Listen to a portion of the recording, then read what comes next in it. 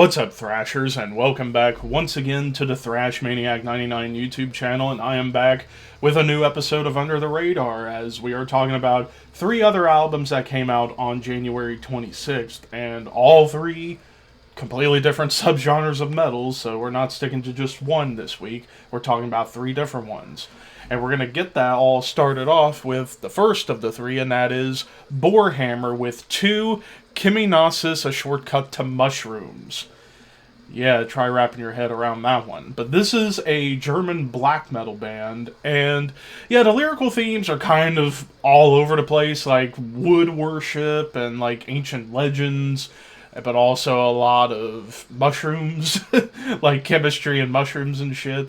But musically, there's quite a bit going on here. There's some like nature atmosphere to open the album, and then the songs kind of just go everywhere. You can get your blast beats and cold tremolo riffs that you get in black metal, but you also get some like doomy sections, maybe even some speed metal worship a la first wave of black metal.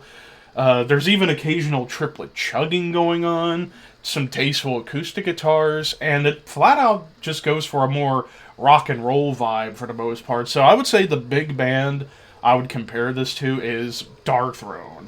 And I would probably say, like, it almost feels like a hybrid between, like, say, Ravishing Grimness, maybe a little bit of, like, what they're doing now, and the punk era of Darkthrone.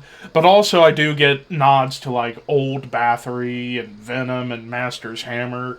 So it's kind of like a hodgepodge of all that, but most especially Darkthrone is the big influence on here. Now, I do have issues with the production. I mean, I know it's black metal, I shouldn't be complaining about the production, but I thought the drums kind of overpowered the guitars. And it's like the drums and the vocals are like really forward in the mix, and the guitars are a little bit too far back. I feel like if the mix was a little bit better, and then also maybe threw in some more songwriting nuances into the mix, this album would probably get a better score. But overall, it's still a good album. I'm going to give it a 3 out of 5. It's good, enjoyable black metal. Check it out if you love it. But now on to the second album, and that is Caligula's Horse with Charcoal Grace. So this is an Australian progressive metal band that I've been hearing a lot about over the past couple of years, and never checked them out until now. But this album, you want to talk about a lot of stuff going on. Well, why don't we go through the list? Somber atmosphere, tribal beats, tasteful clean guitars, great melodies with texture on top, heavy riffage a la bands like Haken, for example, I would say, in terms of like how heavy and a lot of low end going on too.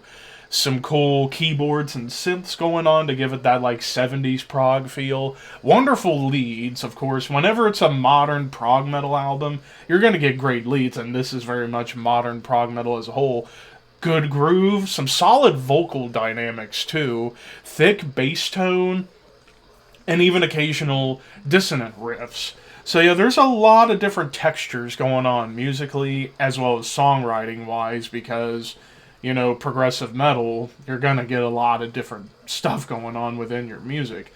In this case, yeah, this feels like it's about 80% modern prog to 20% classic prog. Like, there's little bits of classic prog in here, but it's mostly in the modern variety.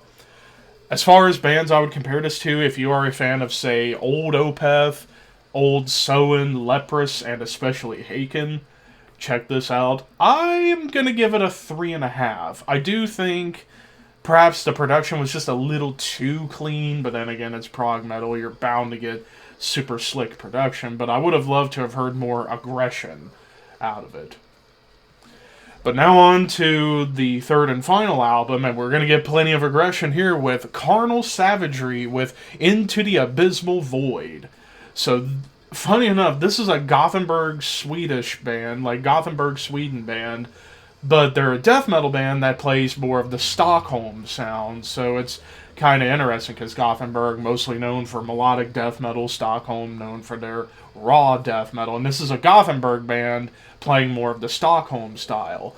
And this is a short album, like it's just a smidgen over 30 minutes, But all these songs are very short and compact, but man, they hit you like a ton of bricks.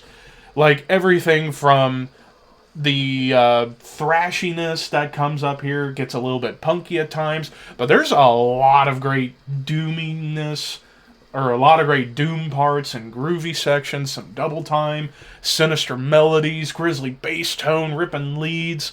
Really cool stuff, although my only real complaint about this album was the opening track. I felt like the guitar tone, it's obviously the HM2 tone, it was like really high in the mix, and also the tone itself was a little bit gainy on the opening track, but for the rest of the album, the tone is perfect. I just wonder what happened with that opening track, what made it super gainy as well as really loud in the mix, whereas, like I said, the other 10 tracks, 11 if you include the bonus track, actually does balance out the tone a lot better. But yeah, if you are a fan of Bloodbath, Dismember, and Entombed, and Grave, definitely check this out. I am going to give this a 4 out of 5. This is a really damn great album right here. Like, now I should check out all of Carnal Savagery, considering they've had an album out for every year of the decade, except for 2023, but still, fun, catchy, old school Swedish death metal done by some newcomers on the block. But of course, those are just my opinions. What did you guys think of the following albums I talked about? And of course, let me know in the comments below, as well as the albums are in the description box below for you guys to check out. But until next time, keep your horns high and your dreams wet.